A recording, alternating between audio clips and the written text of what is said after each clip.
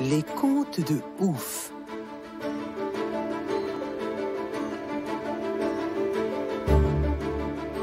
Bonjour chers auditeurs. Aujourd'hui, je vais vous raconter l'histoire du petit chaperon rouge. Ouais, super, c'est une de mes histoires préférées. Moi aussi, parce qu'il y a une galette. J'adore la galette. Je peux y aller là?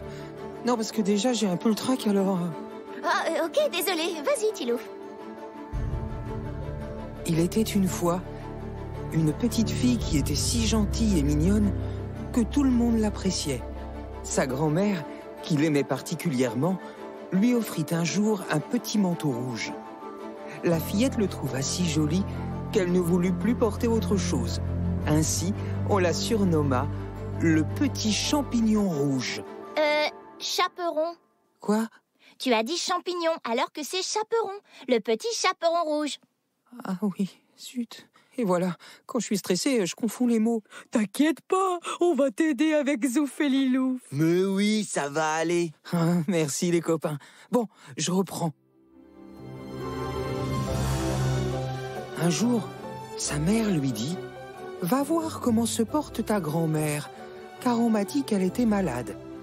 Porte-lui cette galette et ce petit pot de fleurs. » Ah, attention, pot de beurre, pas pot de fleurs. Pot de beurre, oups, désolé.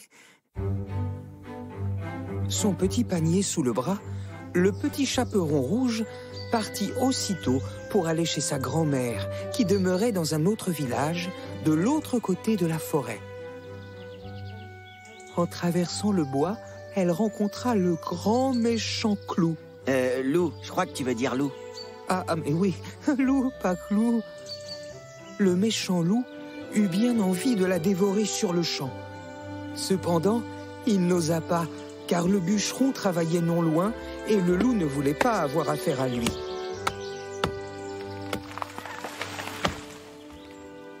Malicieux, il demanda au petit chaperon rouge où elle allait comme ça, son petit panier sous le bras. La fillette, qui ne savait pas qu'il est dangereux de parler au grand méchant loup, expliqua « Je rends visite à ma grand-mère pour lui porter cette casquette et ce petit pot de beurre. » Attention, Tilouf, tu as dit casquette. Pardon, cette galette et ce petit pot de beurre. Habite-t-elle loin? Demanda le loup. Elle demeure par-delà le moulin tout là-bas, à la première maison du village, dit le petit chaperon rouge. Parfait, dit le loup malicieux. Alors à bientôt, petit chaperon rouge. Le grand méchant loup partit en courant de toutes ses forces. Le petit chaperon rouge s'en alla gaiement par le chemin le plus long, s'amusant à ramasser des noisettes, à courir après des papillons et à faire des bouquets de fleurs.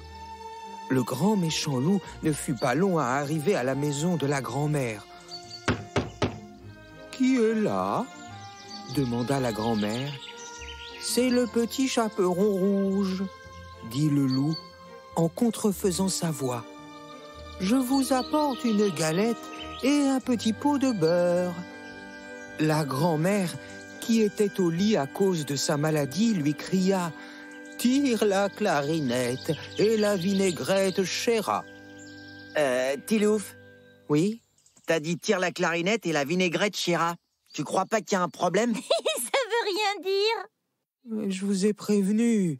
Quand j'ai le trac, je dérape. Bon, je reprends. La grand-mère, qui était au lit à cause de sa maladie, lui cria « Tire la chevillette et la bobinette chéra. » Ah bah oui, c'est mieux. Le loup tira la chevillette et la porte s'ouvrit. Alors, il se jeta sur la grand-mère et la dévora.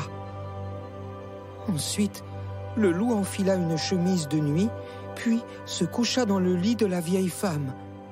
Peu après, le petit chaperon rouge vint frapper à la porte. « Qui est là ?» Le petit chaperon rouge, entendant la grosse voix du loup, eut d'abord peur. Cependant, se souvenant que sa grand-mère était malade, elle répondit « C'est le petit chaperon rouge qui vous apporte une galette et un petit pot de beurre. » Le loup lui cria en adoucissant un peu sa voix. « Tire la chevillette et la bobinette, Chéra !» Le petit chaperon rouge tira la chevillette et la porte s'ouvrit.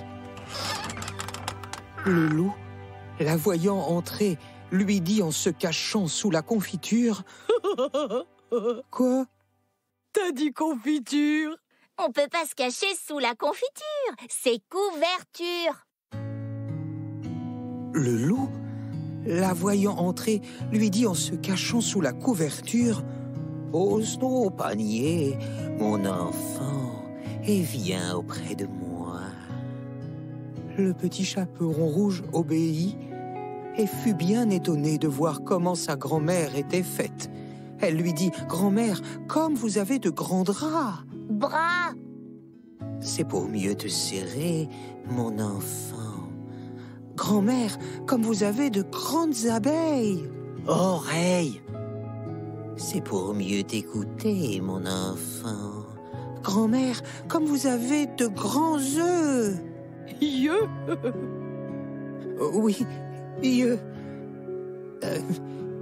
C'est pour mieux te regarder, mon enfant. Grand-mère, comme vous avez de grands flancs. Dents. De grandes dents. C'est pas possible, petit loup, reprends-toi. Je fais de mon mieux, mais je suis tellement stressé. Oh, vas-y, t'es presque à la fin. Tu vas y arriver. Respire. Zen. Ok. Comme vous avez de grandes dents, c'est pour mieux te manger, mon enfant.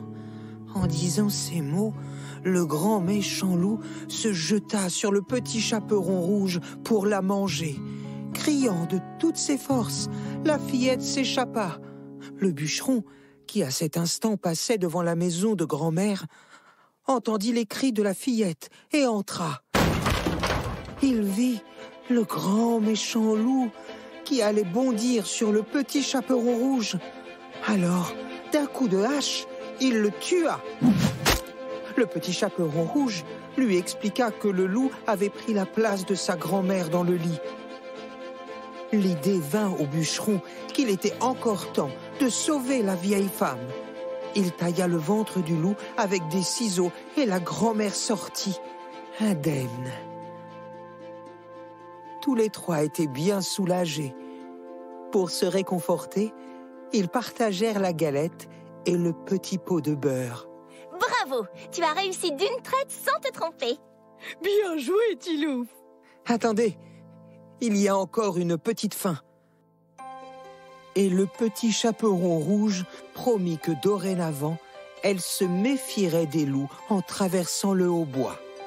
Les bois. C'est dommage, t'y étais presque.